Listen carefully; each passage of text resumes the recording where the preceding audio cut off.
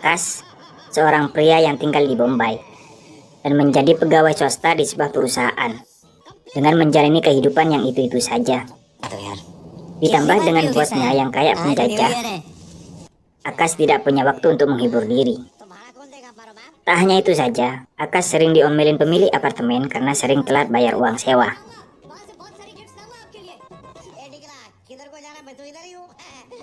Setelah dapat omelan dari bosnya, Akas semakin tak nyaman kerja di sana. Akas berencana untuk pindah ke kantor lain dengan mendapatkan kontrak dari Tuan Pablo agar posisinya lebih tinggi dari sekarang. Setelah percakapan berlangsung, Akas ditelepon ibunya dan membahas tentang penjualan studio dan kesehatan kakeknya yang sedang memburuk. Akas bergegas pulang kampung dan seketika Akas teringat kembali kenangan masa kecilnya. Sesampai di rumah, Akas berencana menjual studio kakeknya karena sudah tidak bisa bersaing lagi dengan zaman smartphone. Padahal di sana banyak kenangan Akas di masa kecilnya. Scene kembali ke Akas sejak kecil.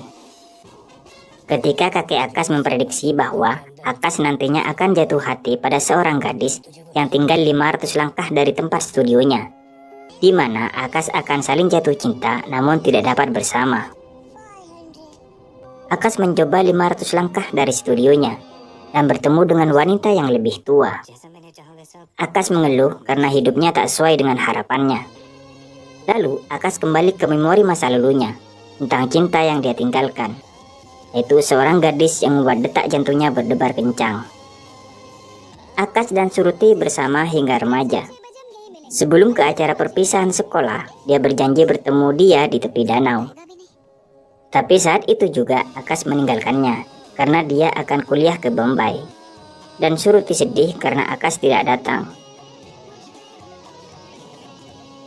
Di saat mau menjual studionya, Akas ditelepon bosnya dan kembali ke Bombay karena atasannya memecat Akas.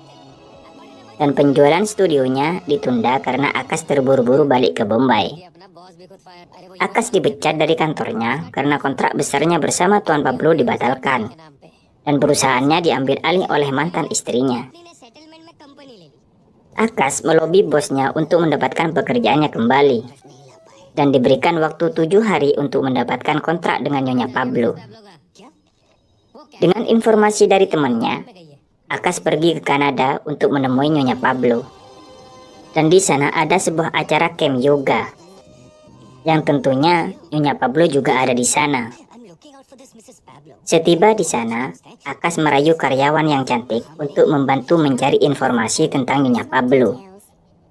Tapi manajernya menghentikannya karena melanggar privasi, dan anggota di sana harus menggunakan nama samaran. Berkat bantuan temannya, si James Bond, dia terus mencari nama Nyonya Pablo.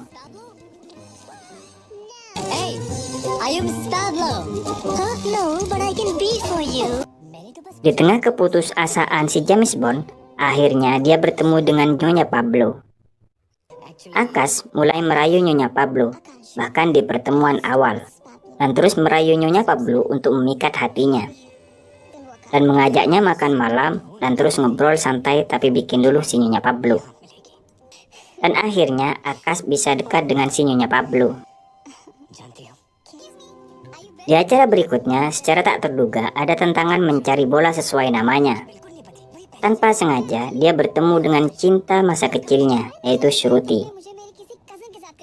Tapi Shruti pura-pura tidak mengenalnya.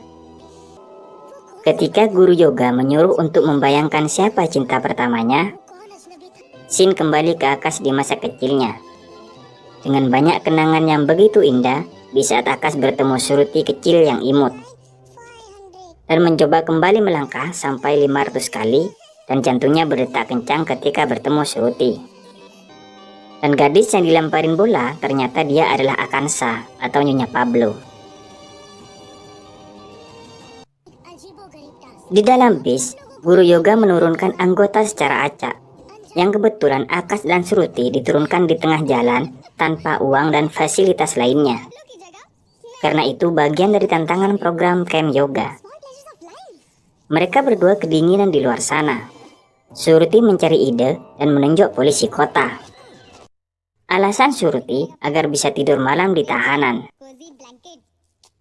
Di pagi harinya, Surti berulah kembali dengan mencium Akas agar lipstiknya bisa nempel ke bibirnya, karena polisi tersebut seorang gay.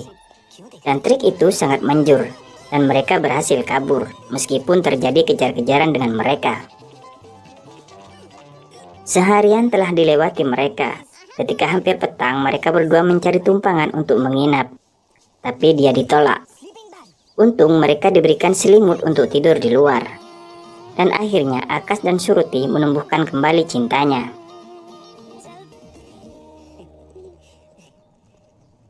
Saat hari terakhir di camp yoga, Akas nembak Surti, tapi dia ditolak.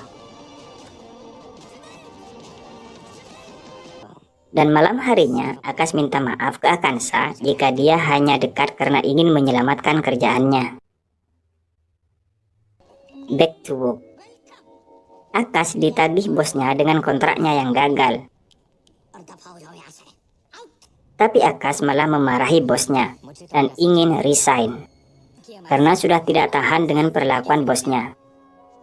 Dengan tindakan Akas, teman-temannya mendukung Akas dan juga ingin resign karena semua karyawan merasa tidak nyaman dengan perlakuan bosnya. Tapi akhirnya bosnya mengalah. Sepulang kerja, Akas dengan pikiran yang masih kalut dengan Surti. Di hujan yang lebat, tiba-tiba ada Surti menunggu taksi. Tapi bukan film namanya jika pintunya nggak bisa dibuka tepat waktu. Nyonya Pablo bertemu Akas di kantor dan mengungkap isi hatinya. Dan setelah itu membahas tentang kerjasamanya. Meskipun Nyonya Pablo tidak dicintai Akas, dia masih membantu Akas untuk menemukan Surti di sebuah perkampungan. Tapi sayangnya mereka tidak menemukan Surti. Di saat itulah Akansa meminta kembali cintanya ke Akas. Dan Akas menyetujuinya dengan syarat menyelesaikan cintanya yang belum kelar terlebih dahulu. Akas dan Akansa kembali ke kampung halamannya karena mereka tinggal di kampung yang sama, dan meyakinkan kembali apa yang dikatakan kakeknya, jika dia akan menemukan cintanya di langkahnya yang ke-500 dan jantungnya akan berdetak kencang. Dan kejadian itu benar jika Akas menemukan Surti di kampung halamannya. Dengan cintanya yang begitu besar, akhirnya Akansa mengalah. Surti masih menolak Akas meskipun dia sangat mencintainya, dengan alasan yang tidak bisa ditemukan Akas. Dengan itu, Akas mencari kebenaran di balik penolakannya dan bertemu dengan seorang pria yang ternyata dia sepupu dan dokter pribadinya.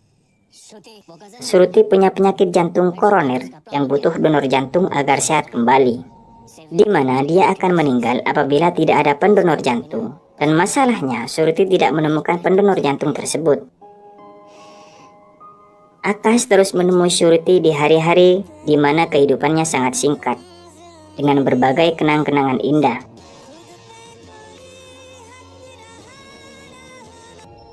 Beberapa bulan kemudian, Surti berada di rumah sakit dan sedang kritis. Di saat itulah, Surti menemukan pendonor jantung buat dirinya.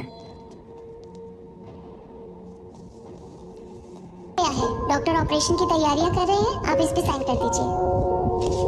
Dan kini dia dalam kondisi sehat dan berusaha menghubungi Akas agar bisa bersama dengannya. Surti pindah ke kota untuk bertemu Akas, namun dia tidak menemuinya. Dan dengan info teman terdekatnya jika Akas bersama dengan Akansa, Surti sangat sedih dan terpukul dan kembali ke kampungnya. Dia terkejut jika jantungnya berdetak kencang ketika dekat rumahnya. Dan ternyata jantung yang di tubuhnya adalah milik Akas. Dan filmnya berakhir.